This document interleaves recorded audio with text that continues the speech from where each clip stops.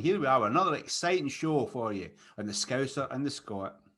So today we've got a special guest as normal, but I've been really looking forward to this one. So, Deggy, how the hell are you doing, bud? I'm sound. How are you guys? Feel good? I'm good myself. How are you? Yeah, keeping well. But looking forward to escaping lockdown properly. But Yeah. I'm getting Yeah, out on stage, playing gigs, playing music. Yeah, I think You we're know all what I out mean. a little bit, getting a bit itchy now, isn't it? But yeah, I think you need cream for that, mate. Definitely mate, cream. now just rock it out. Just wait for it to get worse and see what happens. That's the best way. These gloss-up lads are hard. They're hardcore. Hey, mate, I've heard the rumours. I've heard the rumours, man. What, that we're all dickheads and idiots? But, yeah, well, let me put it this way. When Alec McKechnie, Crazy Cowboy, is the patron saint, that tells you everything you need to know. Fucking hell. He worries me. I'm constantly on edge. But, yeah, he's a top bloke. Absolute legend. So, we've got 10 questions for you, Deggy. Are you ready? Yeah, man. Probably not, but I'll do my best. Let's see what happens. It's not a question. It's not a speed awareness course. Yeah, I've had a few of them. Yeah, of course you have, Mr. Audi A3. Yeah, I know. We know the rules. Kind of. Right. So, can you give us a bit of background about your early music life? What kind of music did you listen to? Do your idols? Growing up? Yeah, man. So, like, are we going like right back to the start? Or let's go right back to the start. Right, where it all began. It was one of them. So, like, you're a kid growing up and whatnot. Like, I was born in '93, so rock and roll wasn't like as prominent as it was. Like, I'm take it like years before and whatnot. But there were still bits about. Getting into music. Like, the very first piece of music I ever bought was a cassette single of Lenny Kravitz's Fly Away, and I've still got it knocking about somewhere. So I think that's a good start, to be fair. Then, I don't know, like, you just listen to what's about at the time and stuff, but I bought that cassette when I must have been, I want to say about 8 years old or something. Then everything else that's going on at the time and whatnot, you listen to all that, but I'd say I was about, I want to say around about 11, maybe 12, so like, what's first year in secondary school? You're about 12-ish. 11 when you go to high school. That was it. That was the turning point, to be fair. And it was definitely the first year in high school where near enough stopped hanging around with my friends I went to primary school with, because you all get mixed up and put in different forms. And it was just new people that I was around at the time where their older brothers that were like a couple of years older than them influenced them with stuff. And I remember, as boring as it sounds, it was Guns N' Roses. They were one of the first bands that really did it for me. But around that time as well, my cousin Glyn, he's like the cool cousin that everyone's got, everything. And he was just like, yeah, check this out. It's a band called AC/DC. So he got me High Voltage and Back in Black for Christmas one year. It probably was that year. And that was a bit of a game changer there. I remember the day after it, like it was Boxing Day family do. And my uncle's sister was round and I put Hell's Bells on, and she's like quite religious and she had to get off because she was frightened. Thought it was a bad record. Bad Boys music is my mum. Yeah, man. So like that kind of happened and still resonating. Got DC top on, so like that's all there. But it was shortly after that when Glyn was like, "Yeah, there's this band called Rage Against the Machine. You'll love it." And I was there like, riffs and swearing. What more do I want? Like I'm into this. So everything kind of blossomed from then, to be fair. And yeah, secondary school was strange, but that's where the pot got, like, I don't know, things thrown in it and stuff developed. So who was your idol then, mate? So it was, I didn't have an idol at that point. That was it. Okay. I was still finding my feet and whatnot. But being a bit of an outcast in school and dealing with trying to find out who I was in a way, because there weren't a lot of rock and roll people in that school, to be fair. Like, you had all your cliques and whatnot. I still like got on with everyone in a way, but finding myself, I found was very difficult. And I think I only really became comfortable in myself. I don't know, like I'd say when I joined my first band, like I was still getting there and stuff. But it was when I found Motorhead, that was the biggest game changer for me. It was like, fuck what anyone thinks, I'm me. If you don't like it, then you can fuck off, type thing. that was it. It was just the attitude of Motorhead, and especially Lemmy, that just like made me realise, yeah, I guess I want to be that cool guy that likes rock and roll. I'm not saying I am or anything, but it was like, that was it. That was what really put the seal on it, near enough. Motorhead was the big one, and they're still my favourite band to this day. So was it purely because of Lemmy that you decided to be a bassist and be in a band? Not at all. I don't actually know why I wanted to play bass. I just think because it was different. To be fair, I was fucking sick of everyone learning to play guitar, and I was like, well, that's crap. So I said to my dad, this is pretty funny, because my dad's like, he's been in the game for a while. He's played with some big artists in the 70s and whatnot. Like, it just happened like a couple of years ago. I didn't know this. It was just like, oh yeah, I opened up for Rory Gallagher once. I shared a bottle of whiskey with him backstage. Don't remember it though. I was like, you've never told me that. Like, what? Like, so that was just a good one. But right, so back to the point. So I said to my dad, I was like, can I have a bass? I must have been in around about year 8, year 9 at school. So you're probably like 18 months on from that initial thing. So I was like, yeah, can I have a bass for Christmas? I'm expecting Christmas to get there. Like, bought you an Epiphone Les Paul and an amp. I'm like, why? Like, it's just like, you need to learn how to play that first. I was like, for fuck's sake, right? So I half-assed, learned power chords and shit for a bit. I'm still an absolutely wank guitar player, but I make it work if I have to, I guess. Very barely make it work, but I do. So that was it. Like, I did that for like 2 years. So like going through GCSEs and whatnot, I did like pieces on guitar for music when I took that. And I just remember my guitar teacher at the time, Mark, he was just like, we'll do Bomb Track by Rage and we'll do Sandman by Metallica. So I was like, right, okay, sound. So I did them, and that was it. As soon as them exams were done, I was like, fuck this, I'm not picking that thing up again. I'm not into it. So that happened, and then it was that point when my first love, skateboarding, really took off. I'd probably say around year 8 and stuff. I started doing all that. So that was it. Rock and roll and skateboarding dominated my life for a long time, and it still does. But it was that Christmas, like, of leaving school and college and joining college type thing. My dad got me a bass finally, and I was like, okay, cool. But I wasn't really asked at that point, because it's like, you've made me do this for that long. Like, that's a bit of a shitty thing. So I think it was like 6 months down the line after that, I started picking it up and noodling and whatnot. And then, I don't know, it was meant to be. To be fair, I always wanted to do it, and then it just snowballed, I guess. I never put the thing down. I take it your dad was a guitarist when he bought you an Epiphone Les Paul. No, he's a singer. My dad Is he? Yeah, he's the man at the front. Yes. So it was pretty cool. Oh, I know what his psyche was there, what he was thinking there. What he was thinking was, I am not having any son of mine. If he's not going to be a singer and a front man and be the main focus, then he's going to be the lead guitarist. So at least he's going to get some of the women looking at him. Yeah. So it's like fuck that. Like, I want to play bass. You make it work. That's it, man. I think it's the coolest instrument in the band anyway. Like, there's so much you can do with it though. That's the thing. Like, I know in Gorilla Riot, I like to keep things simple, because that really does complement the song with it. But for example, Peter Hook's one of my favorite bass players. I just think how he plays that instrument is so fucking open-minded, and it's so melodic as well. So like, you can go from that, and then you can go for like, just, I don't fucking know. Like, I'm waffling, but yeah, you can do so much with it, and I don't know, I've got so much more to explore with that, and I've been playing, probably getting on, I don't know how old am I, about 10 years, 11 years or something now. I think that's one of the cool things though. It's like, I've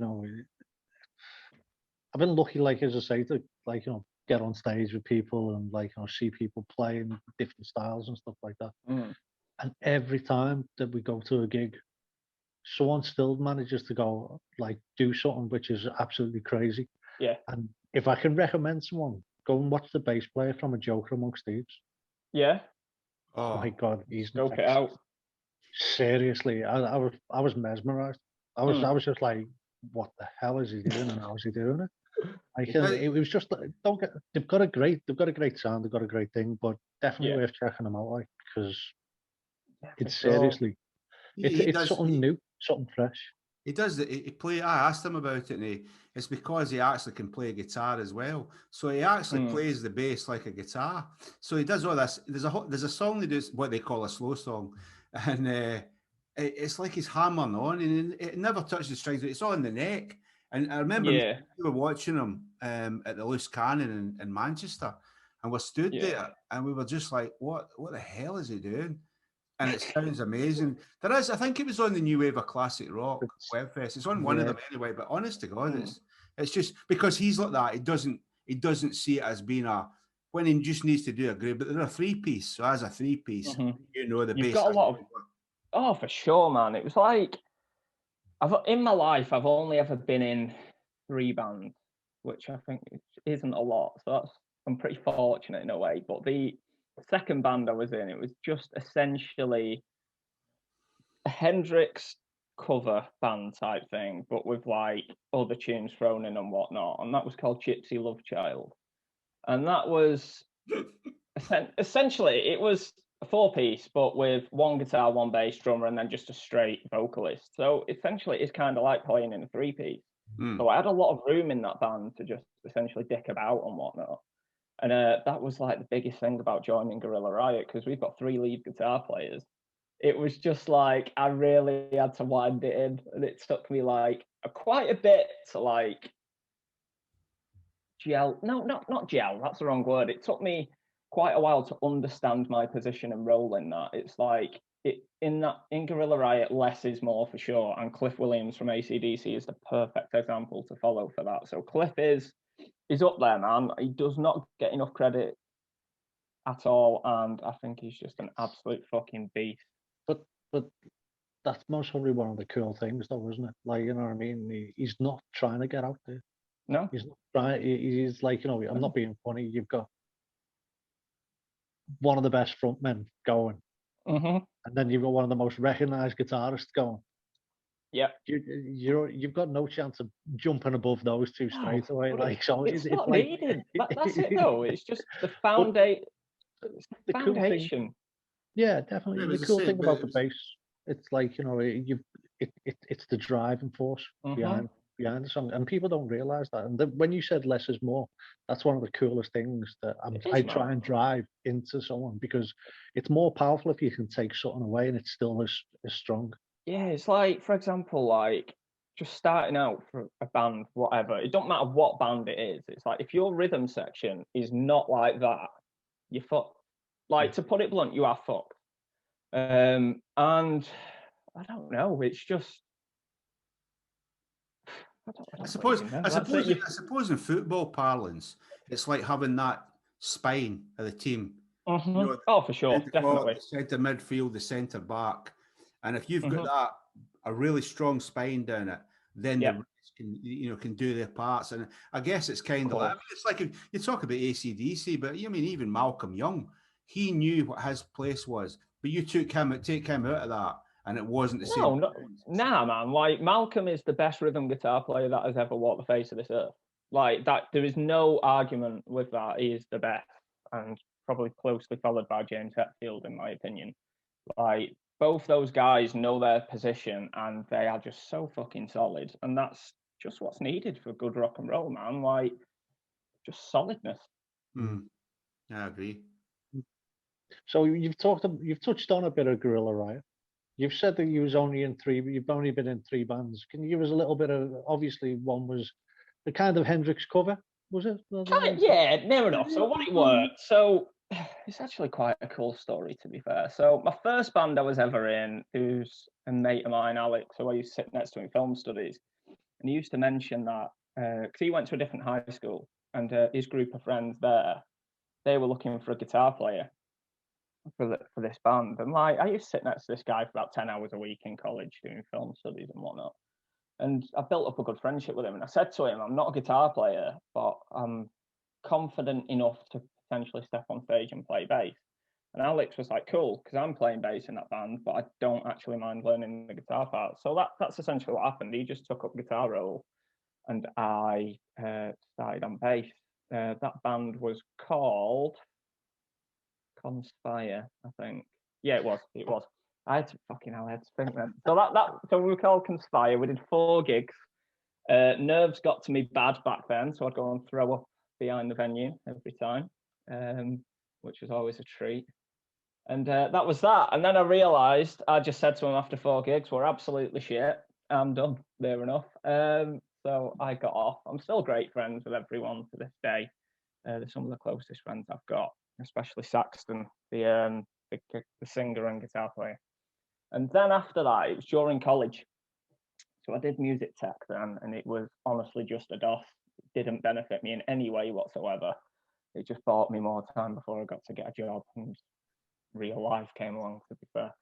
So it was me and a guy called Tim Malkin. He plays, I don't know if the band is still together, but they were called Fizzy Blood. They were from Leeds. And he's got a band at the minute called Talk Boy as well. So Tim, he still is. He's an exceptional guitar player. Grew up playing Hendrix, Stevie Ray Vaughan, Rory Gallagher stuff and whatnot, and everything else in between. So we just used to jam together in music, and there was a couple of jam nights in Glossop at the time, especially at the Bull's Head in Tintwistle when that was going. That was every Tuesday night. So we would essentially rehearse on Monday afternoon in music. No drums, just guitar and bass, and just hope there was a drummer there. So we'd do that. No vocals, all instrumental, just literally 20 minutes Hendrix jams. And that was fun. And then now we're gonna touch up on the scene in Glossop a little bit, because back in the day, about 10 years ago, there was 3 vital venues. You've got the Moon and Sixpence, which used to have bands on every Friday and Saturday night, and every first Sunday of the month there was an open mic jam night. Then you've got the Oakwood, that used to have stuff on there, and then you've got the Globe, which had really good links with world music and stuff in the early 2000s. Like Desmond Dekker played there the year before he died, which I didn't know until a month ago when we was going through some old posters. I seen that. I was like, Daddy and Toby, have you seen this? And it was like, fuck off. So that was cool. Yes, that was it. Hey, listen, Deggy, I bet you changed the song to the Glossopites instead of the Israelites. Yeah, man. In it. I bet you did it. I bet you did it. The Glossorites or something. But yeah, man, so that was cool. But yeah, back to the Moon and Sixpence. Paul and Jules, who used to run that, they were so sound, but the Moon isn't there anymore, which is a shame. But this is where this ties in a bit. My film studies teacher, called John Major, he used to run the jam night on the Sunday night. So I was of age at the time, so I was about 19, 18 and stuff. So I just used to go down, get leathered with him, play a couple of Dire Straits covers and stuff and whatnot, have a good time, then rock up on Tuesday for lesson. It's just yeah, you're still rough. I'm yeah, absolutely hanging and whatnot. And then everyone in the class was yeah, what's going on? It's just I don't know, just go and play some tunes at weekend and stuff. So there was a good couple of local bands around at that time. And some of the best times of my life, just earning your stripes, playing those gigs and whatnot. But sadly now the Globe's the only venue that's still around. And yeah, I just want to give a shout out to those guys there, because Ron Brooks, the owner, passed away a week ago today, which is very sad. And I just want to thank him for giving me an opportunity for getting into promoting, because he was the guy that believed in me to have a go. So yeah.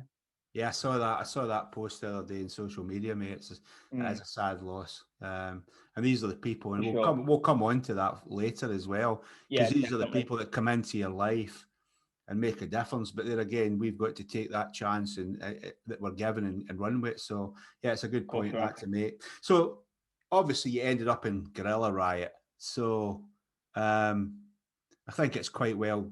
Everybody kind of knows what Gorilla Riot are and how they came about in the history. So can you talk about, let's move forward a little bit.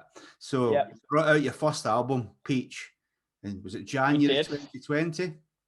Sounds about right. Yeah. No, it was January 31st, 2020. Yeah. And of course it came out and it got rave reviews and it did really well. and then I think you went on tour, or you started to go on tour, and then of course COVID hit. So can you talk us through, you know, from a personal perspective for yourself and the band, because obviously this is quite pertinent, because there'll be a lot of people watching this that don't realize they're not in this themselves. You know what I mean? The things they're going through are the things you went through, and you probably had it worse because you had a great product that you were launching and it went. So how did it affect the band, and how did it affect you personally? What's the last year been like for you? The last year's been incredible.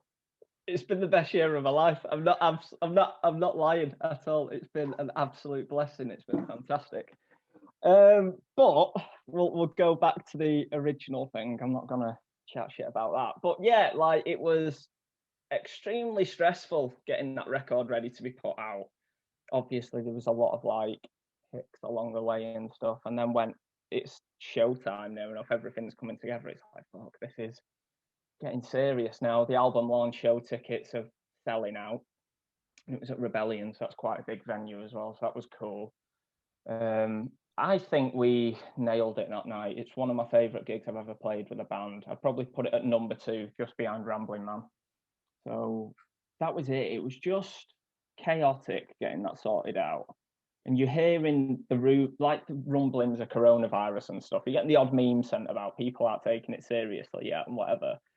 So the launch show was on the 8th of February. We had a couple of weeks off. And then at like the end of the month, we played Winter's End in Bournemouth at the Planet Rock Festival. And same again, sold out do there. It was top. Good banter, got weathered with Piston.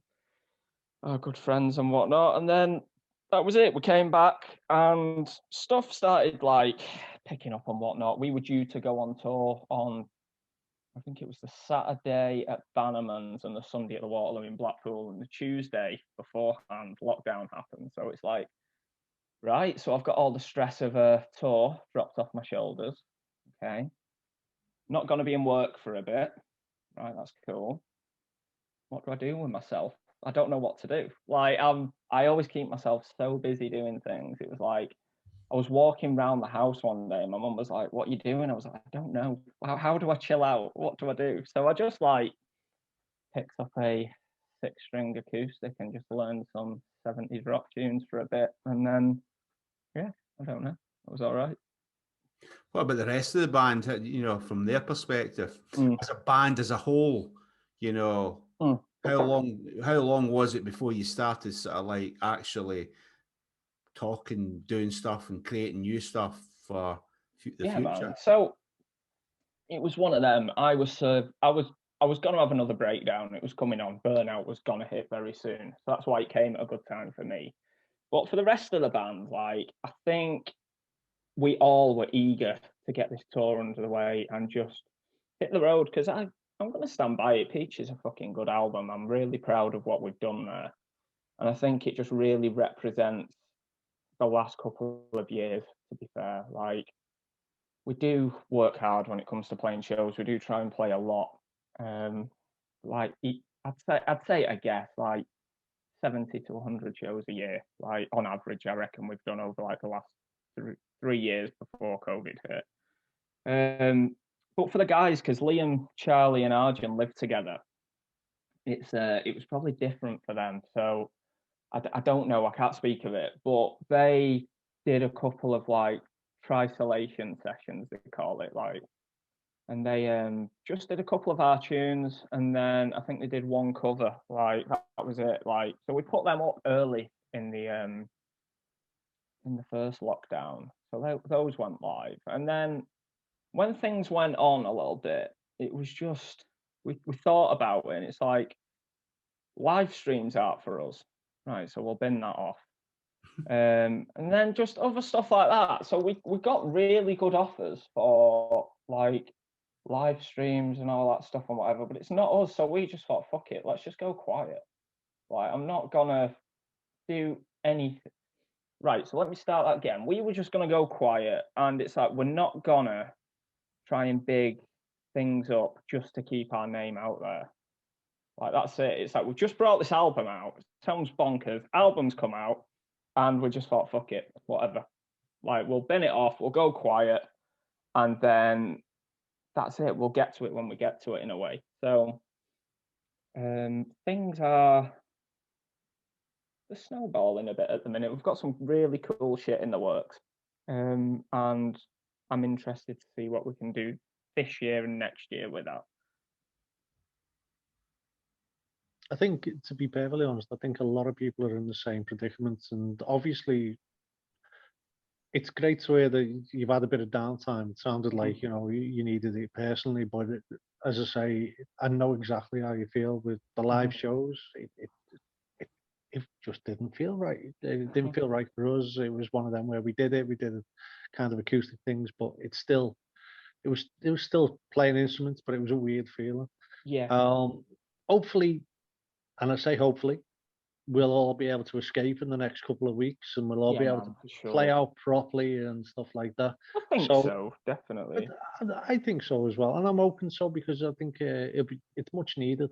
Yeah. So if everything goes well, then Deggy, what's the plans for Gorilla Riot? Like, for this year, for the end of this year, yeah. It's a bit of a weird one, to be fair. So we've got some shows booked in already. They're just all what have been rescheduled from what was booked last year. So that's cool and everything. But we had a chat about this the other day, and it's like, we're not going to be chasing shows, I think, because we've got the next album to record. It's been wrote for a little while anyway. We've gigged half of them tunes in an acoustic set for the last like 3 years or so, but the other half, like, we've been working on them as well. So we need to record that album. So it's like, we're going to treat this year as well as like another learning year type thing, and going back to the structure and whatnot. So I think the plan is just when that record's recorded, then we can think like, right, okay, now we can book some shows and whatnot.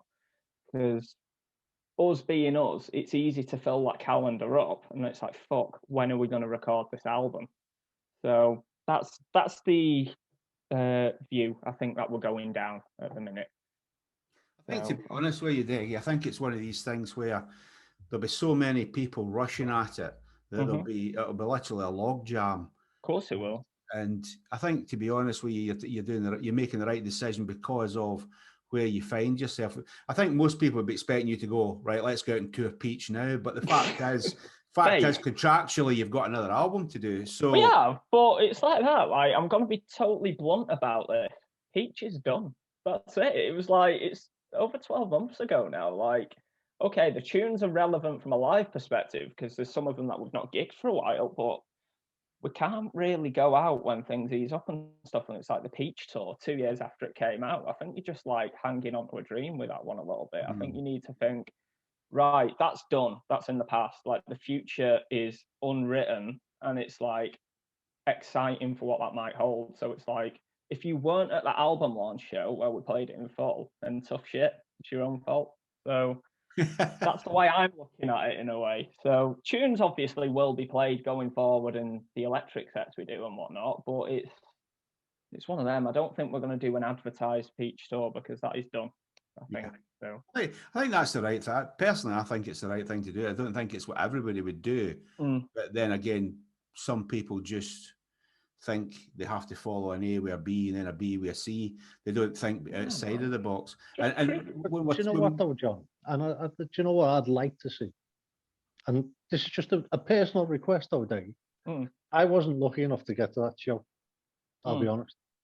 However, I would like to see you do a one-off gig. Just if the album played in full, that'd be cool, man. Like, I think, you know what I mean? Yeah, for sure. Yeah, it definitely is. And I think that's a great idea as well, because you can definitely tap into that. But I think as a tour itself, like, I think that is very much 100%. done. But 100%. yeah, I think that's a great idea as well. Like, I don't know, like, because you can look in the future, say like, whatever happens, but like, just wait for an anniversary of that album, and then you can milk it like the 5th anniversary or 10th anniversary or whatever, and then go out and it'll be like the Re-Peach tour or something, and then play it in full or whatever. But I think playing the album in full, if you specify it's going to be at that show, that will twig some interest, and I think that's definitely a cool idea. You could actually do it at somewhere like KK Steel Mill, play it for an actual live crowd, have it videoed to a really good quality, and then for everybody else that can't get to that gig, you've got a thing in a moment in history, Like and then you move on. to I think surprise that is a great idea. I think definitely, but there's got to be a crowd there. I'm not. Yeah. I'm not filming a glorified rehearsal. I'd rather shit on my own chest than do that. It's false. It's false. That's it. Why do it with a whole stage production and anything? Fuck all. What's the point? Like do an album, a live album. Yeah, with no fans. Why? Like, I don't get that. I don't get it personally, but I know it has worked for others. So everyone's each to their own. But I do think the idea is a good one if there's a crowd there. My favourite. Now you're talking about that, and I'm not kidding you. Yesterday, I got a guy messaged me to see if I would play his record on my radio show. Yeah. So I was like, yeah, send it through. He says, well, I see you're playing such and such a band and they're mates of mine. I'm like, okay, this is going well. So I says, have you got an MP3 or a WAV file? I says, yeah. Well, I say, send it through, mate, and I'll listen to it. No guarantee, though. So he sent it through. So I'm listening to it, and it's like bad bar rock and roll. But it sounds like it's live, as in like there's a crowd there. So I said to him, have you got a, so I replied back, I says, listen, mate, I'm listening to this. Have you got a studio version of that? And he says, that is a studio version. I just added the crowd to make it sound like we're playing live. I said, well, you shouldn't have bothered. I says, it sounds shit. Bloody hell. But I tell you what, though, going back to the thing, you can't beat a live album. I love them. I'm a sucker for them. Like, it just captures that moment and that energy there. Like, I know people like, this show gets a lot of shit, but it's when Oasis played the Whiskey A Go-Go in, like, I think it was like 95 or something. They go over there, they think they're buying a load of cocaine, but they actually buy a load of crystal meth. So they're all fucked, barely functioning. And they do the show, and it's like regarded as like, obviously an iconic Oasis show, and it does get some shit and whatnot. But like, I don't know. It's belting. Listen to Columbia from that. It's fucking great. Like, I love it. But that's it. It's that moment in time that is captured, and I think, yeah, that Well, I means mean, you're right, because some of the first ever gig that I went to was Thin Lizzy doing the Live and Dangerous tour, and they did the tour as the album was in exactly the same order. It was amazing. And I'm old enough to when Slade Alive came out and Kiss Alive 1 and 2, and so and AC/DC, if you want. But I mean, that's what so I'm old enough. I was brought up through that, so I love them as well. You're right, but we better move on, mate. I knew this would happen. We'd be when I got to give a fucking 3-hour show. Mate, I can talk. You know I can talk. So can we. That's unfortunate. Like, this might be a triple album, ladies and gentlemen. But right. So let's change tack now. I know, and most people that know you know that you're a great artist. As if you look behind me here, all 4 of them are Deggy's work, and it's the only artwork I've got in my office. So that tells you something. Now, can you talk us through how you came about doing the kind of style that you do? And also, I know for a fact that you're going to use this as a new business as well. You're about to launch this as a new business. So can you talk us through that, pal? Yeah, man. So I look at it, I just dick about with paint and see what happens. But you've got to have that attitude. You can't like hope. Whenever I do a painting or a piece or whatever, I go into it with not a lot of hope. I just like to see what happens. It's the journey in it and whatever. But it all started with skateboarding. Like, I've liked art, but I've never like got a raging hard on over it like all my life or anything until, I don't know, a couple of years ago or something. But it all started with skateboarding because I was sick of seeing plain grip tape on my board, so I just used to doodle and do stuff on that. And it all started with stencil stuff because it's one of them. I can't draw for shit, to be fair, but I found other ways to get creative and artistic and be able to express myself. So it all started from that. It all started with a Jimi Hendrix stencil. Go back 10 years. Yeah, you'll see why. And that was it. So I used to do that. And then when I was at college as well, I used to make tie-dye t-shirts and paint on them. Instead of like getting them printed, I just used to make a fuck-off stencil and spray paint on it in black paint. And I was there like, yeah, I'm getting 12 quid a pop for these shirts. This is fucking dope. This is getting me 3 pints at the weekend. So I was like, king hustle over here. And I was actually round at one of my best friend's house, Toby's, the other day, and he just threw a T-shirt at me like, "Remember this?" And it was a Jim Morrison with "I Am the Lizard King" wrote on it, and I was like, "Yeah, that's dope. I remember that. That brings back some good memories." But right, so this is weird that you asked this, because 12 months ago today, what date we're recording this? 15th of April. So lockdown was like getting on for like 3 weeks, a month in or something. Everybody watched Tiger King, of course they did. And I was a bit mesmerized with Joe Exotic. I was like, all right, he's a bit of a bastard, but what a character. Like, what a nutter. So I just found myself with a bit of time. So I made a stencil, I painted it, and I literally just threw a picture of it on Facebook. Like today, I dusted off my old scalpel and did something that I used to enjoy. So I did that, and I got good feedback off it. I was like, what? Okay, cool. So I found a couple of vinyl records knocking about in the garage that I used to have from years ago when I did the odd piece and whatnot. So I painted them, all Joe Exotic pieces, and I put them up. And people were just like, yeah, can I buy one of these off you? I'm like, what? Really? And it's just, that happened. And then people were into it. Like, it was, people were reacting in it in a way that I didn't think, because I'm just doing this to enjoy another creative process alongside music and to pass the time, to be fair. So it builds again and whatnot, and it's nuts. Like Slim Jim Phantom from the Stray Cats has got a piece that I sent to him, and then just stuff like that. I'm like, what? As if he's got a piece. Linda Ramone, Johnny Ramone's wife, has got a set of the Ramones that I did and sent to her. I'm just like, what the fuck? Like, this is so weird. But I enjoy every second of it. I've got some really cool shit in the pipeline, and I'm at a point like I really enjoy my part-time job, but it's at a point where I think I've got something going here.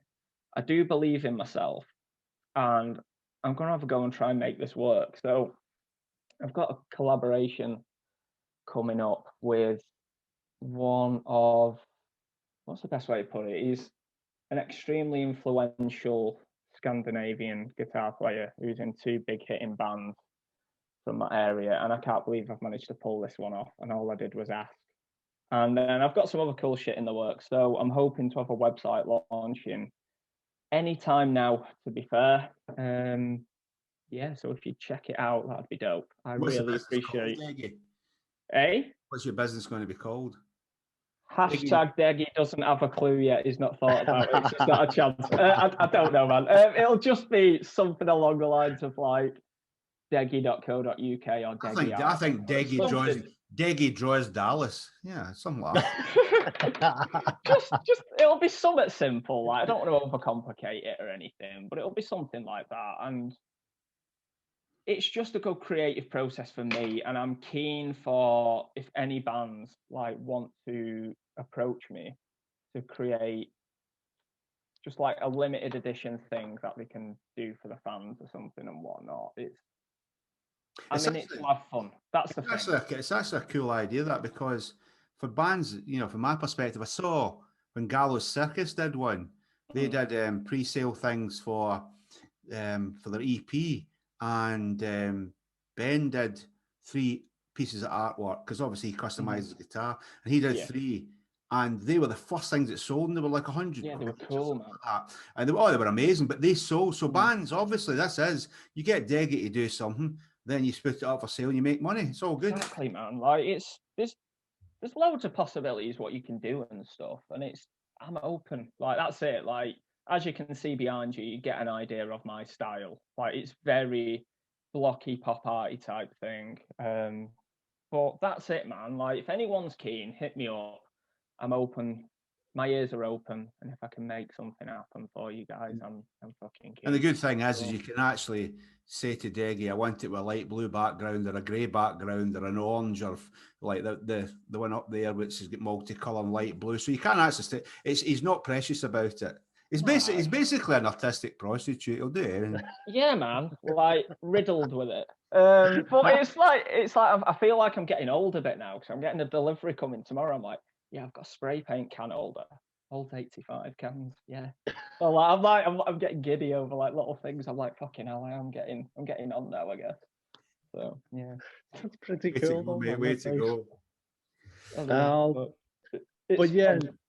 so obviously you've got another string to your bow as well. You are a promoter. You've been heavily involved in the Globe, Yep. which we all know. You also work on the Outlaw Festival. My Outlaw Rock So- and Roll Weekend, I do Yeah. indeed.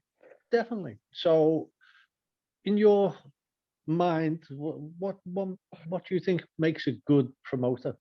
Right, And so what makes a good show? More I'm gonna. importantly, Okay, so first, before I go any further, I just want to say a big thank you to Ron, who sadly passed away a week ago. There was a time in my life when I had to quit my full-time job and go part-time there to free up opportunities for Gorilla Riot. So I had to pick up hours in another way. But Toby and Danny, who run the Globe in Glossop, are two of my best friends, and they have been for years. And they were crying out for someone who knows some people to put some gigs on, because all the music venues in the town had shut down by that point. So the Globe was the only place going. So Toby had a word with me, and I was like, "Fuck it, I'll have a go." So I did, and that was probably about 4 years ago now or something. And being a promoter, I fucking hate it. I'm not gonna lie, I absolutely hate it. But I'm the type of person where if it's not getting done, I will take matters into my own hands to make it done, because I can't let live music in Glossop die. I can't. If I've got to be that guy that's got to stand up and do that, then I will gladly do it. To be fair. So going back to the question, what makes a good show? I think enthusiasm's one, to be fair. Like, to be totally straight, a promoter, it says it everything there. It is the promoter's job to sell the ticket. And I hate it when you get like these crooks and stuff that operates like, yeah, you get like £2 per ticket and it's like £6 a ticket, and you've got to sell the tickets. It's like, fuck you. Like, no. It's like this year's Outlaw Rock and Roll Weekend. I've not announced a band for it, and I've sold it out. It's only 100 cap venue, and I've shifted 100 weekend tickets, which is daft. I've not announced a band, and I'm going to say it here. I'm not going to tell you who's playing. I've not seen it done before, where it's like this, and I'm not actually going to release a lineup for it.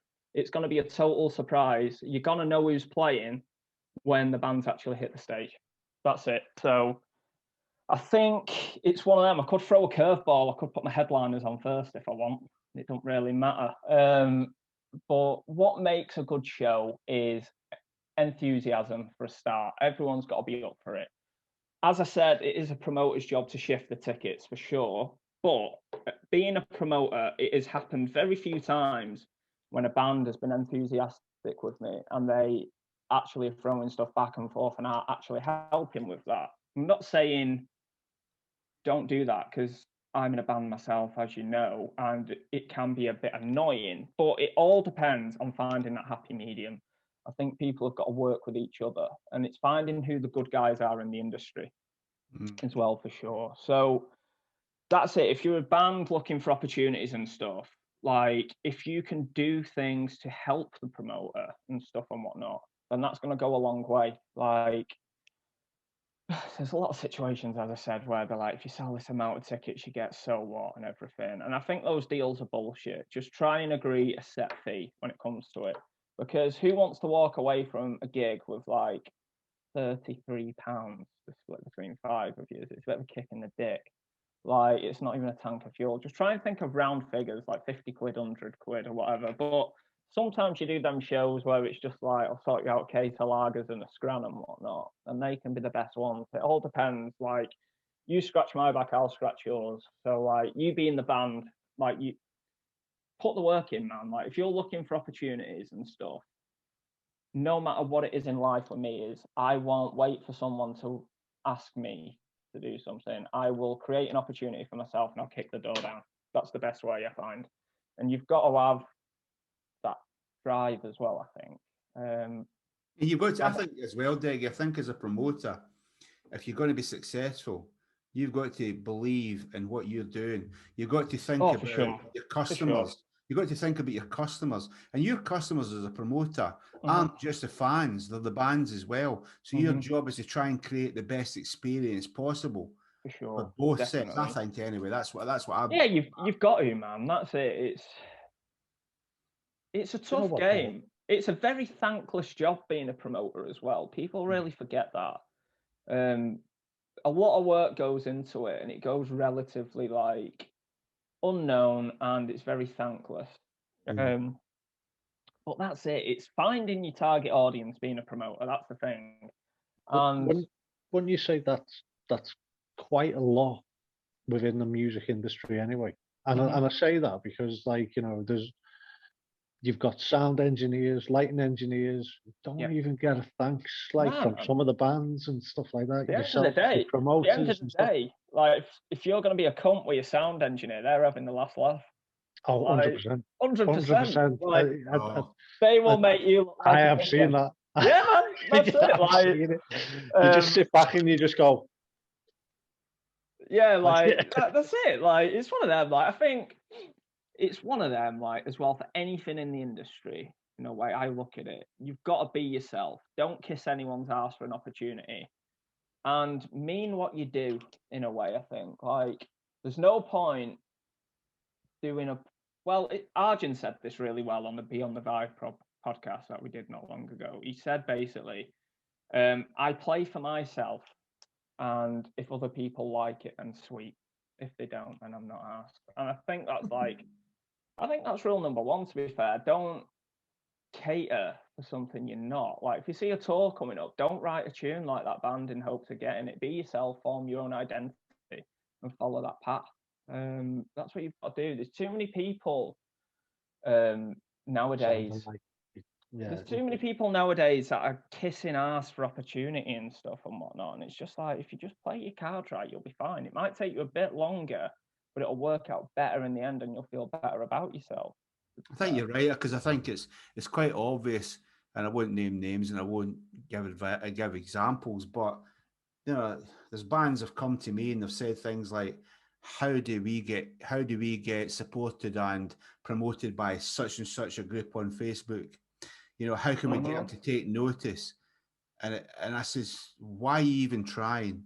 Just create your music, and if it ticks their boxes and they're into it, they'll get behind you. Why are you craving attention? It's like being the guy that's trying to get a girl's attention when she's not interested in you as a type. You know, it's just pointless. Just be yourself. And you're right. I mean, that takes me actually nicely to the next question. Now, you and I have had discussions before in the past. And things like, I've had bands say to me, we're joining such and such a management company because we see such and such a band are making it. And I use the term making it. That's what they say. Yeah. And I'm like, but do you understand the background to that? I'm not saying don't go, but do you know what that band's spent? Do you know what that band's doing? Do you know what kind of things they're having to do to get to that level? Because from the outside looking in, it's dead easy. Can you give us an insight, Deggy? And I don't mean personally. I don't mean like giving us details about Gorilla Riot. That's not what I mean. But the reality of it is, what does it take actually for a rock band that's, let's say, that's playing all the normal small venues around the UK? What's it going to take them to get onto the main stages and festivals? What kind of commitment, what kind of things do they need to do? And roughly kind of what costs does it take to make it? So it's one of them, to be fair. Like, I'm going to be honest, the amount of bands that are around at the minute is great. I think the scene is very supportive.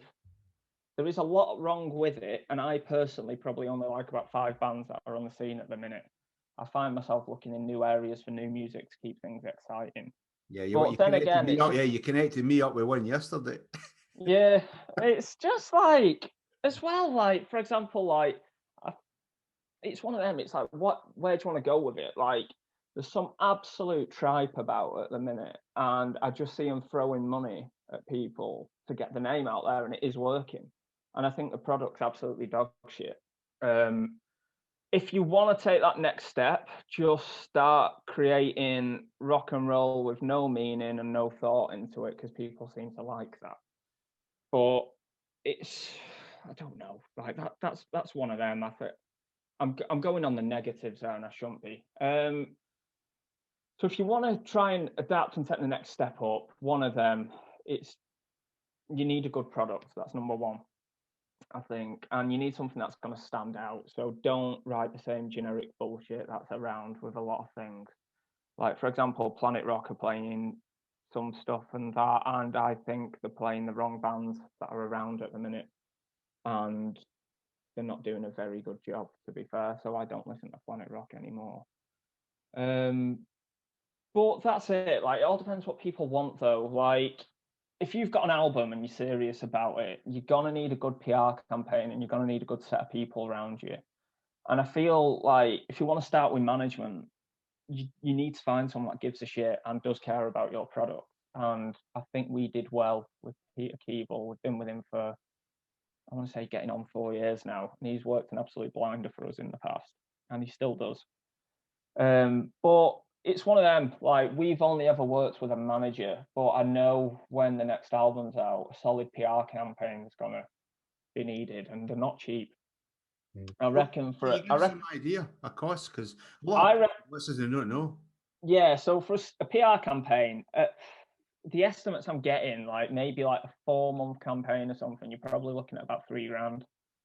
And with PR, you've got to understand from day one, there are no guarantees with it at all. There are no guarantees. There's like minimum level things they'll be able to provide for you, but whether it pays off, it's all down to if the audience taps into your product. If it does, then happy days.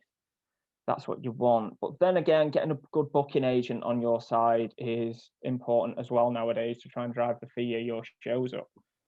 But attracting a booking agent's difficult. But then again, if you've got a booking agent, you might not be able to do shows that you want to, that like a friend offers you and stuff, because you could be contractually obliged to that.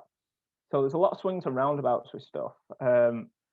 You need to find the happy medium that works for everyone. But most importantly, out of everything, hard work. Hard work and graft pays for it. And it all depends how much do you actually want it. It could be whatever you want it to be. I don't know. Or making it can be whatever you want it to be. In my eyes, the idea of making it is being able to live off artwork and making music. That is the ultimate dream for me. And a musician's life is not a rich man's life, but it's a very rewarding life, I find. So that's it. It all depends what you want out of it. But if you have to put it down to something, I think hard work is key.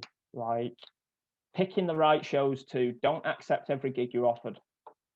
If the gig's not right, don't take it. Just because it's a gig, you shouldn't. Work out what's right for you. You want to make good friendships with bands that are similar to you, and you want to work. Yeah, that's it. Find bands that are similar to you and try and tag into their audience. Like straight away, I was having this conversation with someone not too long ago, actually. Like, say, I don't know, you're from Manchester. You make friends with a band in Newcastle and London. So you're spreading it out across the country there, for example. If it's a decent package with 3 bands, then do like a 3-dayer or something. Like you'll do Thursday night in Newcastle, where the band from Newcastle will headline. Maybe, and then do Friday night in Manchester, and then wrap it up in London on the Saturday. And then look at it this way, for example. Maybe not get a promoter in for them shows. Maybe self-promote it. The band from each town will promote that show. And if you hire the venue out yourselves, it's a bit of a kick in the balls because you'll pay a higher fee. I don't know how much they are. Like, I remember Rebellion in Manchester, we paid about 250 quid for our album launch show. But that worked out worthwhile because we got, I think, about 400 people through the door. So that paid off.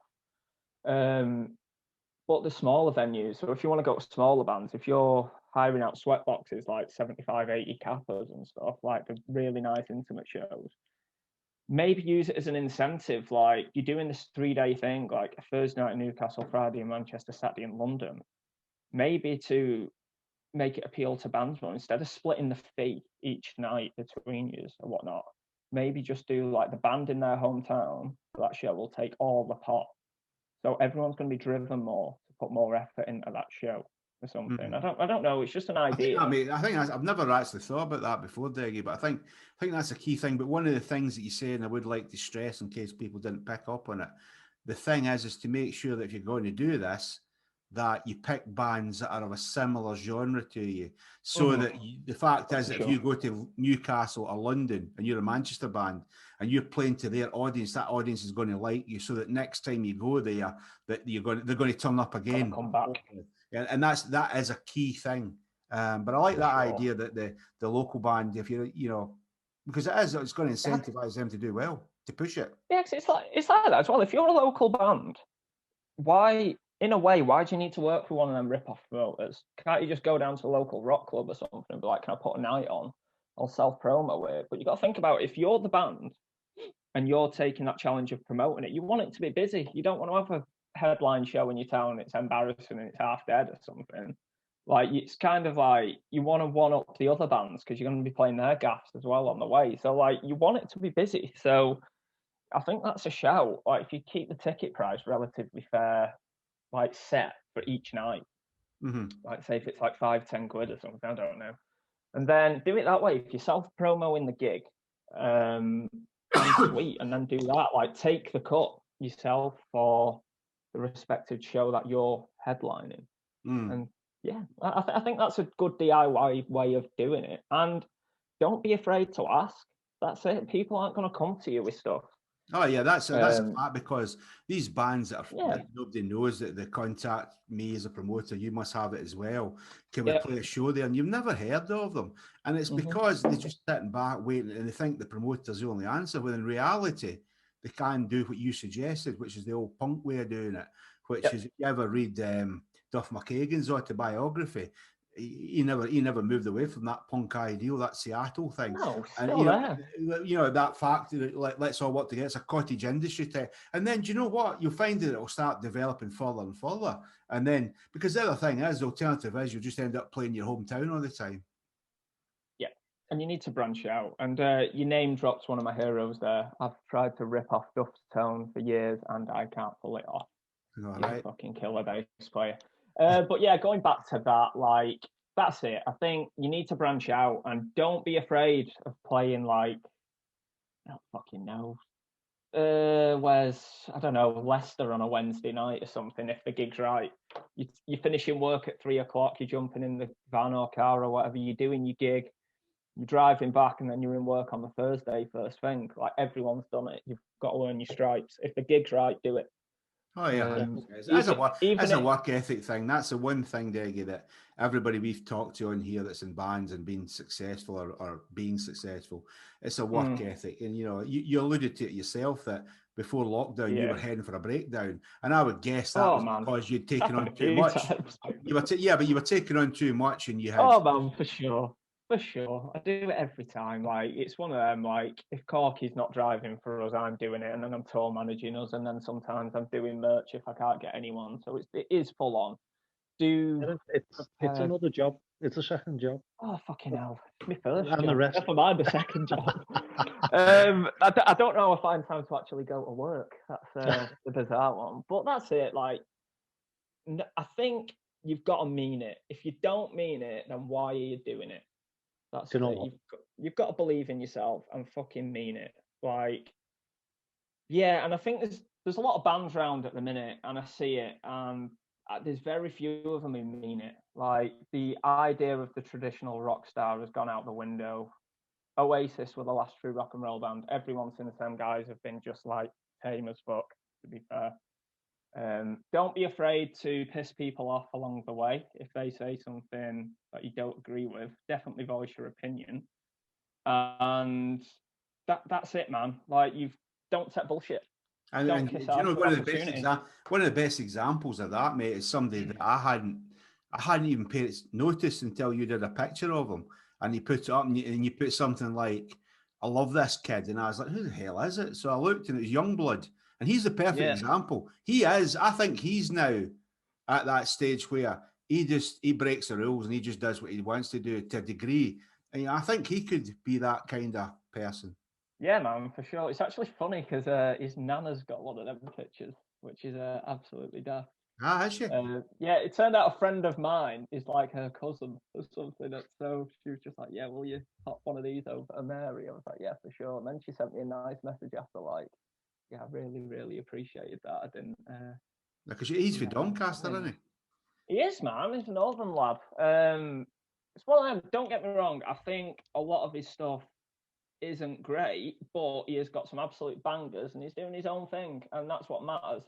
If you mean it, follow your own path, and fucking enjoy the ride, man. That's purely what I meant. That's purely what I meant about. Yeah, man. Like, I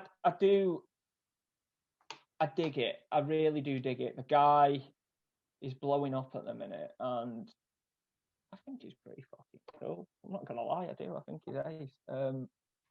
He's everywhere. He's everywhere. Like, and it's so right, man. Like, he's taking opportunities and killing them. Like, he's nailing it. Yeah. So obviously, like, you know what I mean, Youngblood taking all the opportunities, but there's still an unknown scene, which the grassroots scene. Yeah. The up and coming bands and stuff like that. Mm-hmm. So pre-COVID, what did you actually think of the actual scene, and what post-COVID, what do you think it's going to bring? It's one of them. It is what it is, isn't it? I think the scene is a bit stale. I'm not gonna lie. I know a lot of people are going to disagree with me. I'm hearing the same thing over and over with a lot of stuff, but I think the stuff that is standing out is very good, and I think there's certain bands that do need to have more notice taken of them. Especially Low Drive. I love them guys. I think they have produced one of the finest albums I've heard for a long, long time.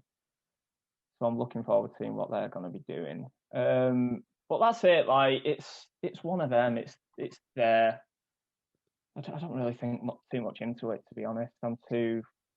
I'd say we as a band, we just do whatever. I don't know, man. Like, I think don't be afraid to try and tap into other scenes as well. Like, yeah, don't be afraid that. Like, if you're a rock and roll band, I think that's the thing. I think that's the thing. Deggy. We need to break out of. We need to stop fucking thinking that our target audience is all 55 and upwards old guys. You know, we need to start stretching it. We need to start trying to get. You know, the thing that you talked about when you first discovered such and such a band, that you saw Lemmy or Hagen. The problem is that the kids nowadays aren't seeing that. No, not at all. And that was the first time with me. It was the first time I saw Roger Daltrey sing on the Old Great Whistle Test, and my cousin played me Sabbath, Bloody Sabbath when I was 11, and I was like, "Fucking that is just mind-blowing." And then the first day I sat there in my room and listened to John Peel's show at night, and I heard that opening to Anarchy in the UK, and I was like, "Oh, you know, that is to me, that's it, you know." And they don't see it, and that's the real challenge. So anyway, mate, let's move on. The final question. Okay. So let's fast forward many, many years into the future. Okay. And James Deggy is sitting and he's looking, because you'll be James by then, obviously. And you're looking backwards in your life. What would success look like for you? Okay, so I kind of touched on this a little bit before. I think success is whatever you want it to be. What are you comfortable with? I always try and set small, achievable goals. Like, I don't look too far into the distant future. I'm like, what can I achieve now? And then just cross them off as you go, man. Like, I don't know. So if you're going that far in the future, it's just like, did I have a good time? Yeah. And I think that's it, to be fair. Like, just enjoy the ride. You don't want to get there and you've missed them things. Like, cherish every moment, whether you hate them or you love them. Like, we drove from, where was it? I think it was Reading to an hour and a half south of Sevilla in Spain in about 48 hours, maybe less. It was brutal. But now I look back at it, it was a ball ache, but it was excellent. It's just a little thing, to be fair. I think success is whatever you want it to be. Do you want to play stadiums? Everyone wants to play stadiums. What's the reality of that? It's pretty slim.